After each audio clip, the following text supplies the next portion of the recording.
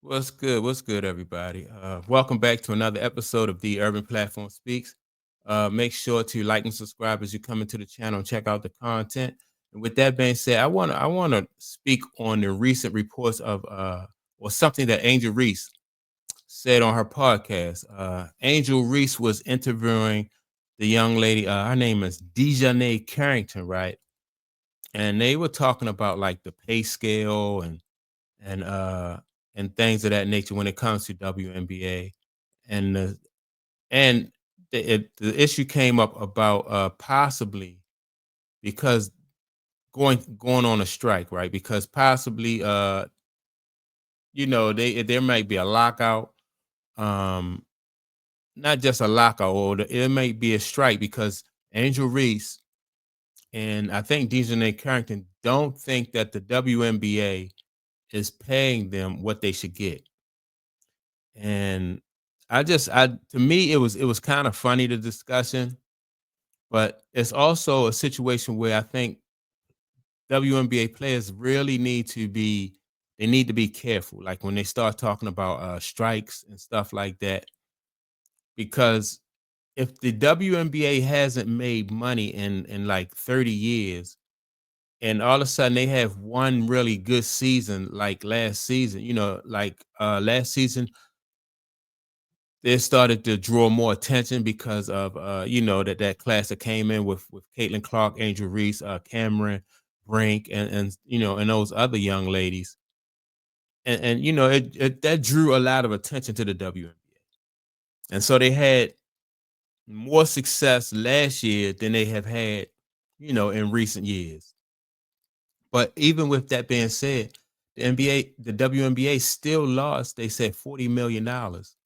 So, and I don't understand how Angel Reese or any of the WNBA players think that they can get a pay increase when the league lost $40 million.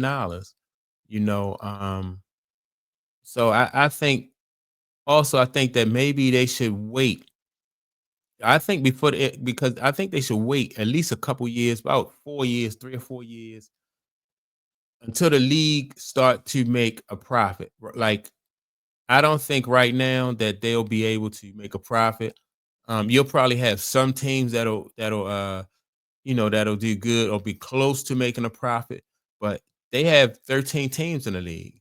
And so in order for 13 teams to, you got to have the attendance go up. You have to get some more sponsorships and stuff like that. Merchandising and stuff like I mean, it's a whole lot of stuff has to go right in order for the WNBA to be in a position to make a profit and then be able to pay their players more. Like that demand has to continue to grow.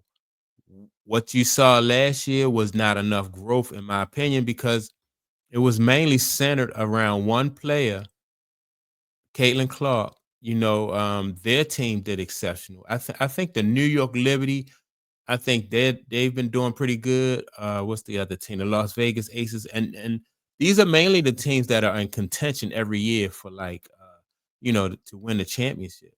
But like I said, if you have like two or three teams in the league that are doing good or fairly well, I won't even say good. I just say if they're doing fairly well as far as attendance is concerned, you got a couple teams in the league. That's not enough for the WNBA to be considered successful, whereas though you can start giving them more pay. I don't think that, to be honest, I don't think that anyone is against the WNBA players getting more pay. When you think about these young ladies making 70, like Angel Reese made like $78,000 last year from the WNBA, but her endorsements were way more than that, and so that I think they just need to really just be more patient, and really they're in a position where they don't have any choice but to be more patient, because if they go on strike, the strike will just hurt them. It'll hurt the players, it'll hurt the owners too.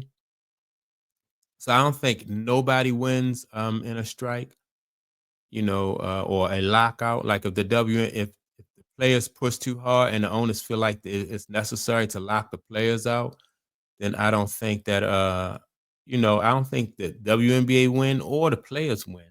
And so they have to really be careful when they talk about strikes and they talk about lockouts. I think this is a time when actually the WNBA and the WNBA players need to probably have some meetings and come together and figure out a way to continue to grow the league and figure out ways to work together to get more people to attend the games and what you can do to make the league a success. But to to talk about strikes, you know, it'll just hurt.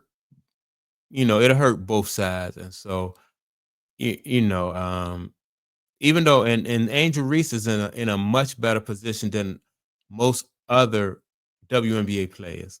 Like because of her endorsements, Angel Reese, she don't have to go overseas and play basketball.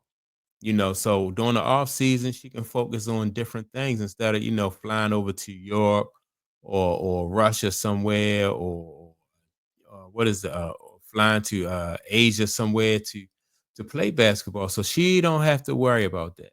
But a lot, you have some women in the WNBA who making like $120,000 a year.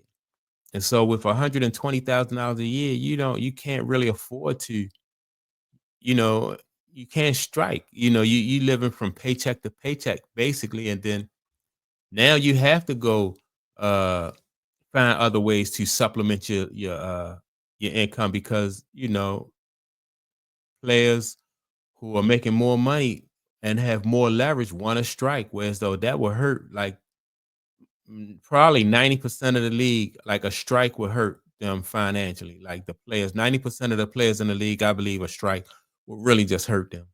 And so I think that, the WNBA players, although it's everybody want to see them get paid, but I think they should be working with the WNBA more so than trying to talk about strikes. It almost, that's just my take on it.